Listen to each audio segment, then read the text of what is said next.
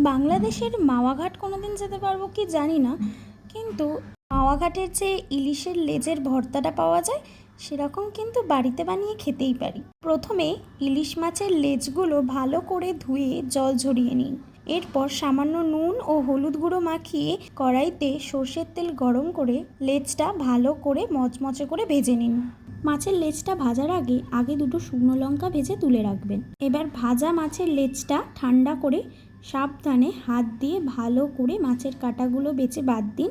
এটা কিন্তু খুব ধৈর্যের কাজ, খুব ধৈর্য ধরে করবেন। শুধু মাছের নরম অংশটুকু আলাদা করে রাখুন।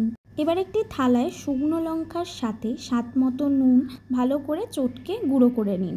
এবার ওর সাথে মাছটা মাখিয়ে নিন।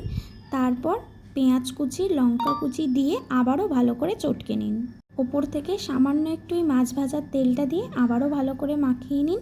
ব্যাস, তাহলেই রেডি সুস্বাদু ইলিশ মাছের ভর্তা। সুস্বাদু এই ভর্তা গরম গরম ভাতের সাথে পরিবেশন করুন। কমেন্টে জানাবেন কেমন লাগলো আপনাদের এই রেসিপিটা। আর ভালো লাগলে অবশ্যই একটি লাইক করে দেবেন, বন্ধুদের মধ্যে শেয়ার করে দেবেন। আর চ্যানেলে নতুন হলে চ্যানেলটিকে সাবস্ক্রাইব করতে ভুলবেন না। যারা ইনস্টাগ্রাম বা ফেসবুক থেকে দেখছেন তারা চ্যানেলটিকে ফলো করতে ভুলবেন না। দেখা হচ্ছে আবার একটা নতুন রেসিপির ভিডিও নিয়ে। ততক্ষণ ভালো খান আর ভালো খাওয়ান।